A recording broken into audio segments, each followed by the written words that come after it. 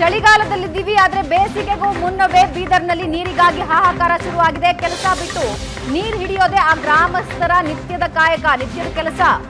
ಔರಾದ್ನ ಸಾವರಗಾಂವ್ ಗ್ರಾಮದಲ್ಲಿ ಈ ಪರಿಸ್ಥಿತಿ ಇದೆ. ನಲ್ಲಿ ಇದೆ, ಆದ್ರೆ ನೀರು ಬರೋದಿಲ್ಲ. ಅಧಿಕಾರಿಗಳು ಗುತ್ತಿಗೆದಾರನ ಎಡವಟ್ಟಿಗೆ ಜನ ಹೈರಾಣಾಗಿದ್ದಾರೆ. ನೀರಿಗೋಸ್ಕರ ಜಮೀನು, ಕೊಳವೆ ಬಾವಿ ಮೊರೆ ಹೋಗ್ತಿದ್ದಾರೆ ಜನ. ಶಾಸಕರು ಅಧಿಕಾರಿಗಳಿಗೆ ಎಷ್ಟು ಮನವಿ ಮಾಡಿದ್ರು ಯಾವುದೇ ಪ್ರಯೋಜನ ಆಗ್ತಾ ಇಲ್ಲ. ನೀವು ದೃಶ್ಯದಲ್ಲಿ ನೋಡ್ತಾ ಇದ್ದೀರಾ, ಮಕ್ಕಳು ಮರಿ ಹಿಡ್ಕೊಂಡು ದೂರದಿಂದ ನೀರು ತಂದುಕೊಳ್ಬೇಕಾದ ಅನಿವಾರ್ಯತೆ ಈಗ ಅಲ್ಲಿನ ಜನರಿಗಿದೆ.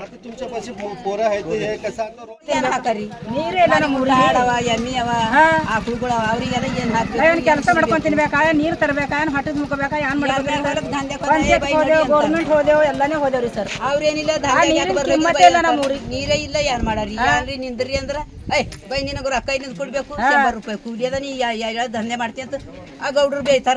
ಇವ್ರೆಲ್ಲ ಹೊರಗ್ ನಡಿ ಅಂತಾರ. ನಾವ್ ನೀರೇ ಇಲ್ಲ, ನಾವು ನೀರಿದ್ರಿ ಅಡಿಗೆ ಆಯ್ತದ. ಸಾಳಿಗೇನು ಕಳಿಸ್ಬೇಕು, ಅವ್ರ ಸಾಳಿ ಹೋಗ್ಲಕ್ ಮೈ ತೊಳ್ಕೊತ ಅಂತಾರ. ಏನ್ ಹಾಕ್ಬೇಕು? ಗೋಂತಿ ಗ್ರಾಮ ಪಂಚಾಯತ್ ವ್ಯಾಪ್ತಿಗೆ ಬರ್ತಕ್ಕಂಥ ಸಾವರಗಾಂವ್ ಗ್ರಾಮದಲ್ಲಿ ಕುಡಿಯೋ ನೀರಿನ ಸಮಸ್ಯೆಗಾಗಿ ಜನ ಪರದಾಡ್ತಕ್ಕಂಥ ಪರಿಸ್ಥಿತಿ ನಮ್ಮ ಗಮನಕ್ಕೆ ಬಂದಿದ್ದಕ್ಕಾಗಿ ಇಂದು ನಾವು ಗ್ರಾಮಕ್ಕೆ ಭೇಟಿ ನೀಡಿದೆವು. ಗ್ರಾಮದಲ್ಲಿ ಇರ್ತಕ್ಕಂಥ ತಾಯಿಯಂದರು, ಮಹಿಳೆಯರ ಜೊತೆ ಮತ್ತು ಗ್ರಾಮದ ಮುಖಂಡರ ಜೊತೆ ಮಾತಾಡಿದಾಗ ಗ್ರಾಮದಲ್ಲಿ ಹನಿ ನೀರಿಗಾಗಿ ಜನ ಹಾಹಾಕಾರ ಪಡ್ತಕ್ಕಂಥ ಪರಿಸ್ಥಿತಿ ಉದ್ಭವಗೊಂಡರೂ ಕೂಡ ಸಂಬಂಧಪಟ್ಟ ಇಲಾಖೆ ಅಧಿಕಾರಿಗಳಾಗಲಿ, ಗ್ರಾಮ ಪಂಚಾಯತ್ ಅಧಿಕಾರಿಗಳಾಗಲಿ ಯಾರು ಭೇಟಿ ನೀಡದೆ ಇವರ ಸಮಸ್ಯೆಯನ್ನು ಆಲಿಸದೆ ಬರೀ ಕಾಲಹರಣ ಮಾಡ್ತಾ ಇದ್ದಾರೆ. ಇದಕ್ಕೆ